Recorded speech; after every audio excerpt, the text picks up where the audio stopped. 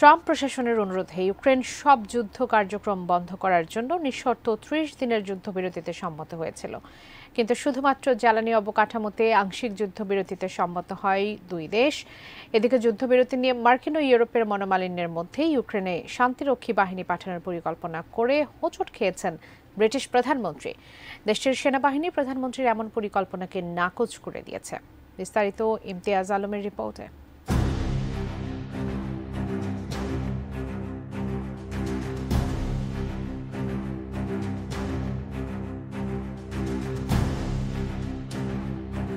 ইউক্রেনে শান্তি বজায় রাখতে আগ্রহী জোটের আওতায় শান্তিরক্ষী বাহিনী পাঠানোর পরিকল্পনা করেছিলেন ব্রিটেনের প্রধানমন্ত্রী স্যার কিয়ার স্টারমার। তবে সেটিকে রাজনৈতিক নাটক বলে উড়িয়ে দিয়েছে দেশটির সেনাবাহিনী।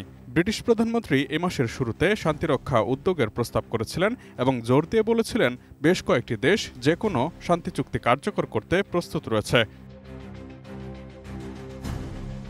ব্রিটিশ সংবাদ মাধ্যম টেলিগ্রাফ ইউকের খবরে বলা হয়েছে, ব্রিটিশ প্রধানমন্ত্রী এই প্রস্তাব দিলেও কী পরিমাণ সৈন্য ও সরঞ্জাম পাঠানো হবে সে সম্পর্কে খুব কম সুনির্দিষ্ট তথ্য পাওয়া গেছে।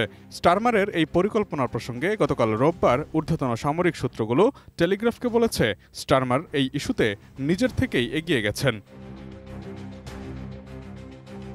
নাম প্রকাশে অনিচ্ছুক সেই সামরিক সূত্র আরও বলেছে, এই পরিকল্পনায় কোনো সংজ্ঞায়িত সামরিক শেষ অবস্থা বা সামরিক কৌশলগত পরিকল্পনার কোনো অনুমান নেই। এটি পুরোটাই রাজনৈতিক নাটক।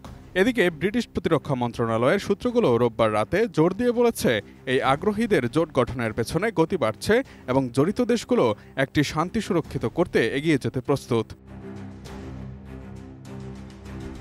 সব মশার বিরুদ্ধে সুরক্ষা দিতে এলো বসুন্ধরা এক্সট্রিম অ্যারোসল, মশার বিরুদ্ধে এক্সট্রিম সুরক্ষা। টেলিগ্রাফ গত সপ্তাহে প্রকাশ করে যে ব্রিটিশ রয়্যাল এয়ারফোর্সের যুদ্ধ বিমানগুলো ইউক্রেনের আকাশসীমা পাহারা দেবে। ইউরোপ সহ বিশ্বের বিভিন্ন অঞ্চলের ৩০টি দেশ পশ্চিম লন্ডনের পার্মানেন্ট জয়েন্ট হেডকোয়ার্টার্সে মিলিত হয়ে এই প্রস্তাবগুলো নিয়ে আলোচনা করেছিল।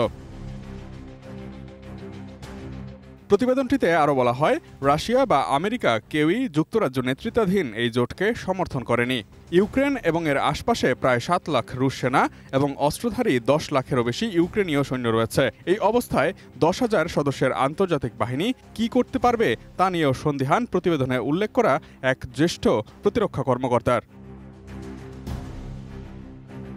এদিকে সৌদিতে আলাদাভাবে হওয়া রাশিয়া ও ইউক্রেনের সাথে যুক্তরাষ্ট্রের যুদ্ধবিরতির আলোচনা পর্যালোচনা করলে দেখা যায়, জ্বালানি ও জাহাজ চলাচল নিয়ে আলোচনায় সমঝোতায় পৌঁছাতে পারলেও উভয় পক্ষ সম্পূর্ণ যুদ্ধবিরতির জন্য এমন শর্ত রেখেছে যা মীমাংসা করা প্রায় অসম্ভব। ইউক্রেনের দখলকৃত অঞ্চল নিজেদের বলে স্বীকৃতি নেয়া, কখনোই দেশটি ন্যাটোতে যোগদান করতে না পারা, ইউক্রেনের সৈন্যদের ব্যারাকে ফিরিয়ে নেওয়া ও প্রশিক্ষণ বন্ধ রাখা, গোয়েন্দা তথ্য সরবরাহ বন্ধ করার মতো রাশিয়ার এমন সব শর্ত স্থায়ী যুদ্ধবিরতির পথকে ক্রমশই কঠিন করে দিচ্ছে। Imtiaz Alam, desk report, ATN news.